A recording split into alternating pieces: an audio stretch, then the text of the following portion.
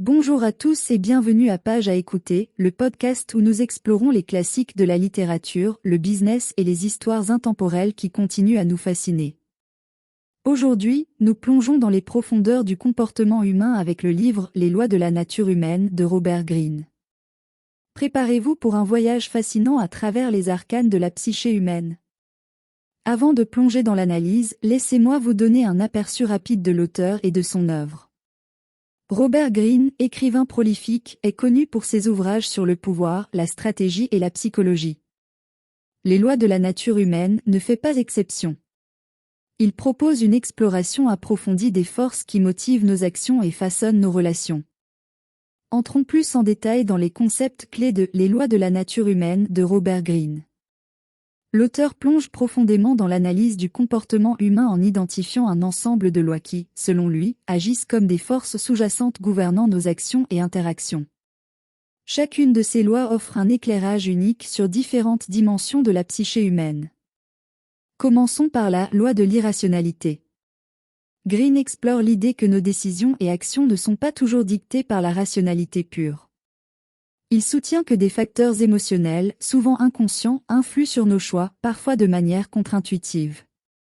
Cette loi offre une perspective intrigante sur la complexité de nos processus de prise de décision, remettant en question l'idée traditionnelle selon laquelle l'homme est un être purement rationnel. Passons ensuite à la loi de l'égoïsme. Ce concept met en lumière la tendance naturelle de l'homme à agir dans son propre intérêt. Greene explore les motivations égoïstes qui sous-tendent nos actions, soulignant que même lorsque nous agissons en apparence de manière altruiste, il y a souvent des motivations égoïstes à l'œuvre. Cette exploration de l'égoïsme humain offre une perspective nuancée sur la nature de nos relations sociales. Chaque chapitre du livre approfondit une de ces lois, offrant ainsi une vue panoramique des forces qui façonnent notre comportement. La diversité de ces lois permet à Greene de capturer la richesse et la variété de l'expérience humaine. C'est comme si chaque loi était une lentille à travers laquelle nous pouvons examiner une facette différente de notre psyché. L'auteur soutient que ces lois opèrent de manière omniprésente, qu'on en soit conscient ou non. Elles agissent comme des influences subtiles, guidant nos choix, nos relations et même nos stratégies personnelles et professionnelles. Cette perspective holistique sur le comportement humain offre une toile de fond captivante pour le lecteur, l'invitant à réfléchir sur ses propres actions à la lumière de ces lois. Il est important de noter que la force de ces lois réside dans leur capacité à transcender les époques et les cultures. Greene était ses idées en puisant dans des exemples historiques, illustrant comment ces lois ont influencé des figures emblématiques à travers les siècles. Cette approche historique renforce la crédibilité de l'auteur et donne au lecteur une perspective ancrée dans la réalité tangible. Les lois identifiées par Greene ne sont pas simplement des abstractions théoriques, mais des éléments tangibles et opérationnels qui façonnent notre quotidien. Le livre offre ainsi une exploration approfondie des motivations humaines, nous invitant à remettre en question nos présupposés sur le comportement et à approfondir notre compréhension de nous-mêmes et des autres. Passons maintenant à l'analyse des points forts et des faiblesses de Les lois de la nature humaine de Robert Greene. Ce livre a suscité des réactions variées, mais il est indéniable qu'il présente des aspects positifs qui ont captivé de nombreux lecteurs. L'un des points forts les plus remarquables est la recherche approfondie de Greene. L'auteur s'appuie sur un éventail impressionnant d'exemples historiques, tirés de différentes époques et cultures, pour étayer chacune de ces lois. Cela confère au livre une dimension historique et universelle, renforçant la validité de ses concepts. L'utilisation d'anecdotes donne vie aux idées abstraites, les rendant tangibles et facilitant la compréhension pour le lecteur. Par ailleurs, l'écriture de Greene est souvent saluée pour sa captivante. Il a le talent de transformer des concepts complexes en un récit accessible pour le lecteur moyen. Sa capacité à rendre la psychologie et la philosophie accessibles à un large public contribue à la popularité du livre. Les lecteurs apprécient la manière dont l'auteur combine érudition et narration pour rendre le sujet intéressant et engageant. Cependant, aucune œuvre n'est exempte de critiques, et Les lois de la nature humaine ne fait pas exception. Certains critiques soulignent que la généralisation de certaines lois peut donner une impression de simplisme. En cherchant à formuler des lois universelles sur la nature humaine, Greene pourrait, selon certains, passer à côté de la diversité et de la complexité inhérente à chaque individu. Les nuances de chaque personne et de chaque situation peuvent parfois être perdues dans la quête de lois simples et généralisables. Cette critique pointe vers une tension fondamentale dans l'approche de Green. D'un côté, sa volonté de simplifier des concepts complexes peut rendre son travail accessible et pratique pour un public plus large. D'un autre côté, cette simplification peut être perçue comme une réduction excessive de la richesse de la nature humaine. Certains lecteurs pourraient ressentir le besoin d'une approche plus nuancée, reconnaissant que le comportement humain est souvent influencé par une multitude de facteurs. Les points forts du livre, tels que la recherche approfondie et l'écriture captivante, contribuent à en faire une lecture enrichissante pour de nombreux amateurs de psychologie et de développement personnel. Cependant, les critiques soulignent la nécessité de prendre les lois présentées avec un certain recul, en reconnaissant que la réalité humaine est souvent plus complexe et nuancée que ce que les lois universelles pourraient suggérer. Plongeons maintenant dans l'aspect fascinant du livre de Robert Greene, qui réside dans sa proposition d'application pratique des lois de la nature humaine. Greene ne se contente pas d'analyser les forces qui gouvernent notre comportement, mais il offre également des conseils sur la manière dont nous pouvons appliquer ces lois pour mieux comprendre les motivations des autres et naviguer avec succès dans les dédales des relations interpersonnelles. L'auteur s'appuie sur des exemples concrets et des études de cas pour illustrer comment les principes énoncés peuvent être mis en pratique dans la vie quotidienne. Il propose des stratégies pour décoder les motivations cachées des personnes qui nous entourent et suggère des moyens de maximiser les interactions positives tout en minimisant les conflits potentiels. Cette approche pratique rend le livre non seulement informatif mais aussi directement applicable à la vie réelle. Certains auditeurs peuvent trouver ces conseils extrêmement pragmatiques et utiles. Pour eux, la capacité d'appliquer des principes psychologiques dans leurs relations peut être un outil puissant pour naviguer dans des situations complexes. L'idée de comprendre les dynamiques humaines sous-jacentes peut être perçue comme un moyen d'améliorer la communication, d'éviter les malentendus et de construire des relations plus solides. Cependant, il y a une autre facette à considérer. Certains auditeurs pourraient remettre en question l'éthique de manipuler les relations en fonction de lois préétablies. L'utilisation intentionnelle de ces principes pour influencer les autres peut soulever des préoccupations éthiques. Certains pourraient se demander si cela ne va pas à l'encontre des principes de l'authenticité et de l'intégrité dans les relations humaines.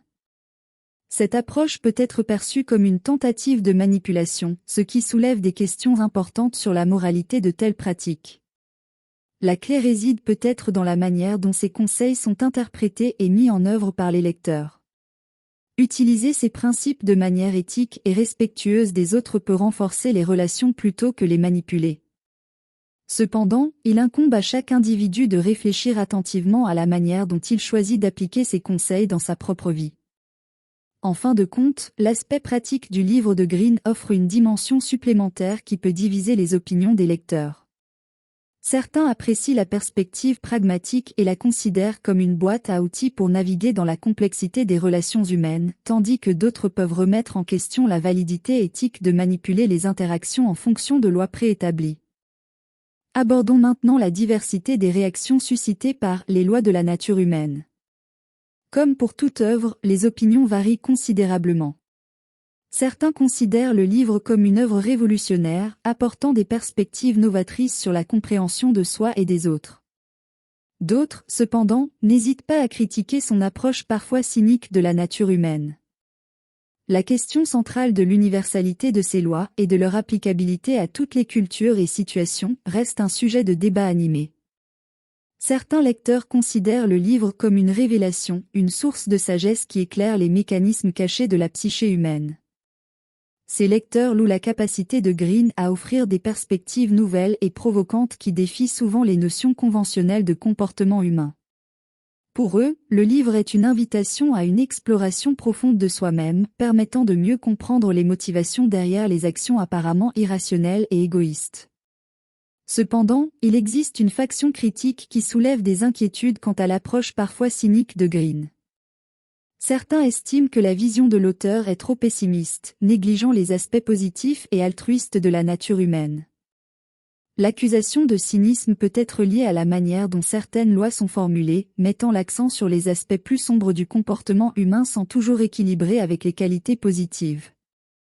La question de l'universalité des lois identifiées par Green est un autre point de discorde. Certains soutiennent que ces lois transcendent les barrières culturelles et sont des principes fondamentaux de la nature humaine.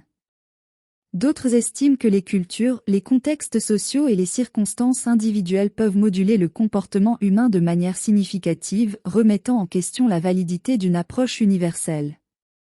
La discussion autour de cette universalité souligne la complexité inhérente à l'étude du comportement humain. Les expériences et les valeurs culturelles jouent un rôle essentiel dans la formation de nos actions, et ce qui peut être considéré comme une loi universelle dans une culture peut être perçu différemment ailleurs. Les lois de la nature humaine est une œuvre polarisante qui suscite des débats riches et variés.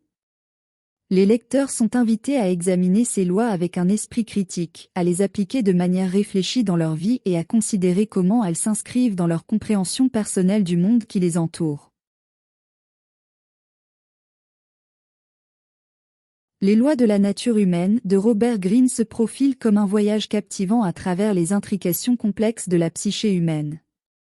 Que l'on adhère ou non à chacune des lois énoncées, le livre offre indéniablement une perspective unique et provocante sur la nature humaine. Sur le plan personnel, cette œuvre a été pour moi une incitation à une introspection profonde, à un questionnement sur mes propres motivations et à une exploration approfondie des dynamiques humaines. Ce qui rend ce livre particulièrement enrichissant, c'est sa capacité à susciter la réflexion.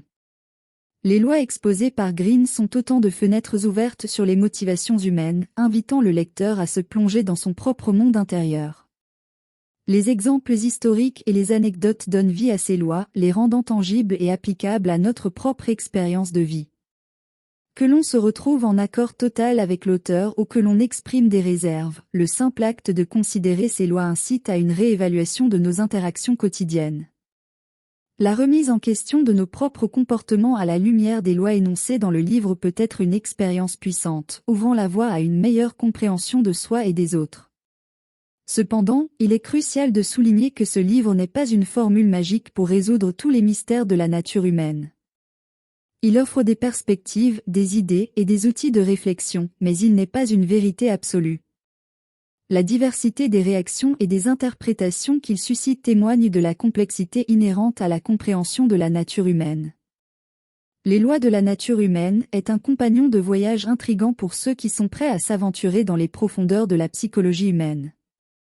Qu'ils servent de guide pour naviguer dans les relations, de miroir pour la réflexion personnelle, ou simplement de source d'inspiration, le livre de Robert Greene offre une contribution significative à la conversation continue sur ce que signifie être humain. Merci d'avoir écouté ce podcast. N'oubliez pas de nous rejoindre en vous abonnant à notre chaîne YouTube Kelly Tom French pour ne rien manquer de nos nouvelles vidéos. À très bientôt.